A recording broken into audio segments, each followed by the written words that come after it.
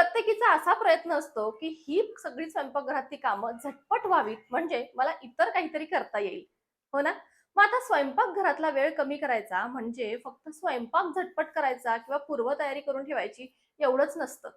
तर हा वेळ कमी करण्यासाठी अजूनही बऱ्याच अशा गोष्टी आहेत ज्या आपल्याला कराव्या लागतात. त्याचा देखील आपण विचार करायला हवा. मग अशा कोणत्या गोष्टी आहेत ज्या आपला हा स्वयंपाकघरातला वेळ कमी करण्यासाठी उपयोगाला येतात? तर त्याच आपण आजच्या व्हिडिओमध्ये पाहणार आहोत. दूध तापवणे हा देखील एक मोठा टास्क आहे, नाही का? म्हणजे इथं थोडंसं असं आहे की नजर हटी दुर्घटना घटी. त्यामुळे सतत आपल्याला दुधावर लक्ष ठेवायला लागतं किंवा त्याच्या शेजारीच कोणतं तरी काम करावं लागतं, जेणेकरून दुधावर कॉन्सन्ट्रेट करता येईल. मग तिथे मात्र आपला वेळ तर जातोच, नाही का? मग आता यासाठी काय करता येईल? तर मिल्क कुकर हा यावरती बेस्ट ऑप्शन आहे. मी हा इंडस व्हॅलीचा मिल्क कुकर मागवलेला आहे. तर आता हा कुकर दूध तापलं की आपल्याला बरोबर सांगतो. कसं काय? तर ते आता आपण बघूयात. या कुकरच्या साईडला एक होल दिलेला आहे आणि त्याच्याबरोबरच एक फनेल देखील. तर हे फनेल या होलवर बरोबर ठेवायचं आणि याच्याबरोबरच एक ग्लास देखील दिलेला आहे. तेवढं ग्लासभर पाणी या फनेलमधून या कुकरमध्ये भरायचं. पाणी भरून झालं की एक शिट्टी येते याच्याबरोबर. ही शिट्टी याला या होलवरती व्यवस्थित बसवायची. झाला आपला कुकर तर आता रेडी झाला. आता यामध्ये आपण दूध ओतूयात. आता हा कुकर 1 लिटरचा आहे, त्यामुळे बरोबर 1 लिटर दूध यामध्ये बसतं. याला छानपैकी एक झाकण देखील आहे. त्यामुळे दूध तापवताना दुधात काही पडण्याची देखील भीती नाही. चला आता हा कुकर मी गॅसवर चढवलाय. 1 लिटर दूध तापायला नेहमी जेवढा वेळ लागतो, तेवढाच वेळ या कुकरमध्ये तापायला देखील लागतो. पण यामध्ये एक गोष्ट वेगळी आहे, ती म्हणजे दूध तापलं की ही शिटी वाजते आणि ही शिटी एवढी जोरात वाजते की घरात तुम्ही कुठेही असाल तरी तिथेपर्यंत तुम्हाला ऐकायला येईल. शिटीचा आवाज आला की पटकन यायचं आणि झाकण उघडून बघायचं. तर पहा, दूध आपलं ऑलरेडी तापलेलं असेल. यानंतर देखील गॅस चालू राहिला, समजा तुम्हाला लगेच यायला जमलं नाही आणि गॅस चालूच राहिला, तरी देखील कुकरमधलं पाणी संपेपर्यंत शिट्टी वाजतच राहील, पण दूध मात्र उतू येत नाही.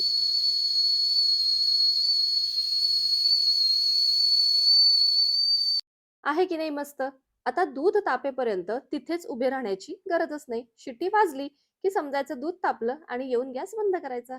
या कुकरची लिंक तुम्हाला डिस्क्रिप्शन बॉक्समध्ये मिळेल बरं का. दुसरं आपलं भांडं आहे ते म्हणजे शीट आयर्नची ही कढई. ही देखील इंडस व्हॅलीचीच आहे. पाहता क्षणी मला याचा आकार एवढा आवडला की बस. आणि याचा प्लस पॉइंट म्हणजे याचा बेस आहे ना, तो असा थोडासा चपटा आहे आणि साईडला जे हँडल्स आहेत त्याला सिलिकॉन कोटेड आहे, त्यामुळे अजिबात गरम होत नाहीत. प्युअर आयर्नची आहे, केमिकल फ्री आहे, त्यामुळे हेल्दी कुकवेअर तर आहेच.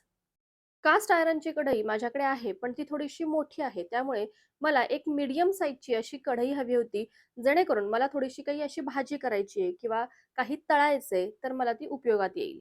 बेस थोडासा फ्लॅट, पण कढई डीप असल्यामुळे ती व्यवस्थित शेगडीवरही बसते आणि कमी तेलात व्यवस्थित पदार्थ तळून देखील होतात. म्हणजे मोठी पुरी केली तर एवढ्या साईजची एक पुरी, किंवा जर तुम्हाला छोट्या पुऱ्या करायच्या असतील तर एका वेळी 2 की ते 3 पुऱ्या तुम्ही तळू शकता. आणि क्लिनिंगही सोपं, त्यामुळे माझं काम तर हलकं झालं. बरं, आता काही स्पेशल असेल तर पुरीचा बेत आपला असतोच. पण पुऱ्या लाटणं ही काही सोपी गोष्ट नाही. एक-एक पुरी लाटायची म्हणजे ते वेळखाऊ काम आहे. मग आता हेच काम कमी वेळेत किंवा झटपट होण्यासाठी आपल्याला इथे मदत करतो तो असा हा एक पुरी कटर. झटपट पुऱ्या बनवण्यासाठी अशी एखादी मोठी चपाती डायरेक्ट किचन ओट्यावरच लाटून घ्यायची. तुम्हाला जेवढी मोठी लाटता येईल तेवढी लाटा, म्हणजे अगदी झटपट पुऱ्या होतील. आणि हा कटर यावरून असा फिरवायचा. पहा, ऑटोमॅटिक अगदी भरभर आपल्या या पुऱ्या कट होतात. एकदम एकसारख्या पुऱ्या कट होतात. दिसायलाही छान. त्यामुळे पहा, पुरी बनवण्याचं काम आपलं मात्र इथे हलकं होतं.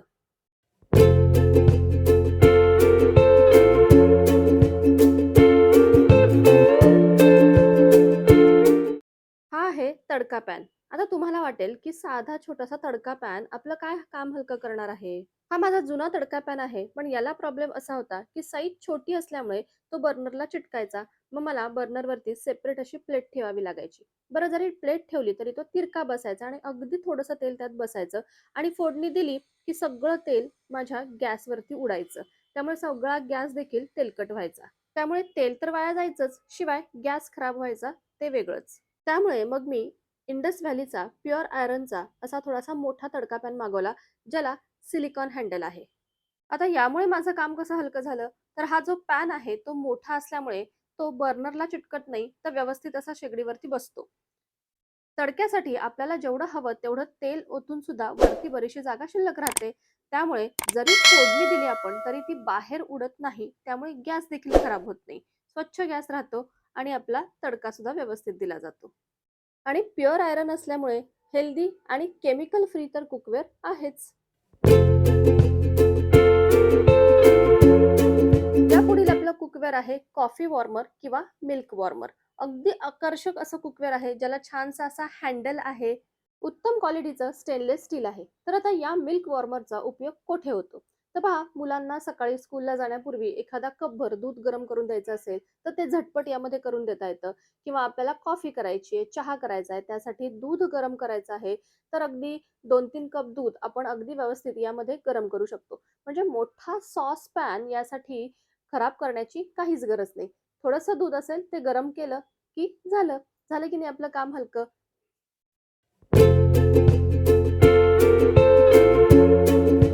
ही आहे आपलं काम हलकं करणारी एकदम उत्तम अशी ऑइल बॉटल. कदाचित तुम्ही ही आधीपासून वापरतही असाल, पण मी मात्र रिसेंटलीच वापरायला सुरुवात केली, त्यामुळे मला याचे भरपूर फायदे जाणवले. ग्लास बॉटल आहे, क्वालिटी देखील अगदी चांगली आहे. तर पहा, याचं जे वरचं तोंड आहे ते एकदम मोठं आहे, त्यामुळे तेल देखील व्यवस्थित आपण ओतू शकतो. अजिबात सांडामांड होत नाही.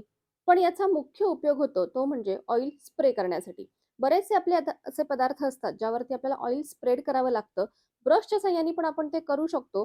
पण ब्रशने जास्त तेल पडण्याची सुद्धा शक्यता असते. पण त्याऐवजी असा जर स्प्रे केला तर अगदी कमी तेल असून सुद्धा ते व्यवस्थित सगळ्या आपल्या पदार्थावरती स्प्रेड होतं. याशिवाय आपल्याला ज्यावेळेस भाजी करायची असते आणि त्यासाठी कढईमध्ये तेल ओतायचं असतं, तर इथे देखील ही बॉटल फार उपयोगाला येते. पहा, याला छोटासा वरती असा पाईप आहे ज्यातून असं तेल पडतं आणि हे तेल पडताना अजिबात या बॉटलवरती ओघळ येत नाहीत. नाहीतर जनरली आपण ज्या बॉटल्स यूज करतो त्याला तेल असं पोअर केल्यानंतर ओघळ येतात खाली, पण यावर अजिबात ओघळ येत नाही. त्यामुळे ही बॉटल चिकट देखील होत नाही. दिवाळीचा फराळ करताना सगळ्यात जास्त अवघड किंवा कंटाळवाणं कोणतं काम असेल ना, तर ते म्हणजे खोबरं किसणे.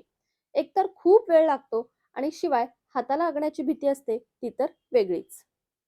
मग हे काम माझं हलकं होतं ते माझ्या फूड प्रोसेसरमुळे.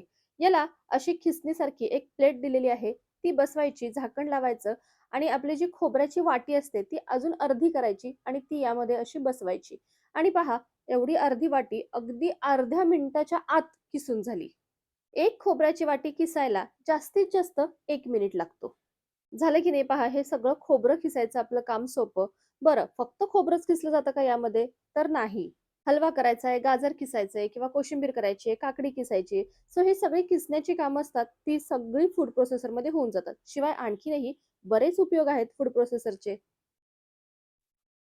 माझ्याकडे फूड प्रोसेसर आणि स्टँड मिक्सर दोन्ही आहे. खरं तर वेगळा स्टँड मिक्सर घ्यायची तशी गरज नाही, कारण सगळ्याच गोष्टी आपण फूड प्रोसेसरमध्ये करू शकतो. पण एक दोन्हीमध्ये मोठा फरक आहे, तो म्हणजे त्याची कपॅसिटी आणि क्लिनिंग. म्हणजे कपॅसिटी म्हणाल तर फूड प्रोसेसरला जर आपण कणिक मळायची झाली तर छोटंसंच भांडं आहे.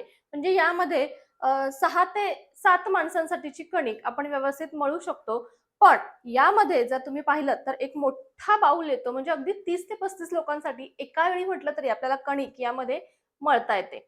आणि क्लिनिंगचं म्हणाल तर फूड प्रोसेसरचं क्लिनिंग थोडंसं अवघड आहे. याचे जे ब्लेड्स आहेत त्याच्या आतमध्ये पहा अशा ह्या खाचा दिल्या आहेत, जेणेकरून हे ब्लेड्स अगदी व्यवस्थित फूड प्रोसेसरला टाईट बसतील. पण यामध्ये कोणताही ब्रश जात नाही, त्यामुळे हे स्वच्छ करणं फार अवघड आहे.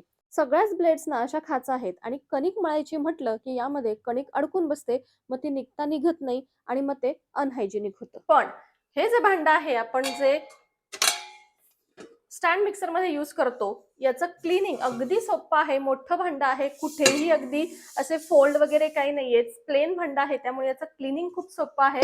आणि याला जे ऍक्सेसरीज आहेत याच्या बरोबर आलेल्या आहेत, या सुद्धा अगदी सिंपल आहेत. म्हणजे क्लिनिंग साठी याला जास्त काही त्रास होत नाही. तर हा मोठा फरक आहे. त्यामुळे क्लिनिंग मधला जो आपला टाइम आहे तो हा स्टँड मिक्सर माझा खरंच वाचवतो, कारण की रोज कणिक मळावी लागते आणि फूड प्रोसेसरचं क्लिनिंग, कणिक मळल्यानंतर जे क्लिनिंग आहे ते थोडंसं अवघड आहे आणि स्टँड मिक्सरचं आहे ते अगदी सोपं, झटपट क्लीन देखील होतो तो. म्हणून मी खास कणिक मळण्यासाठी फक्त स्टँड मिक्सर वापरते. तर मैत्रिणींनो, आज मी तुमच्याबरोबर ज्या वस्तू शेअर केल्या त्या वस्तू आपापल्या पद्धतीने आपला स्वयंपाकघरातला वेळ कमी करण्यासाठी आपल्याला मदत करतात.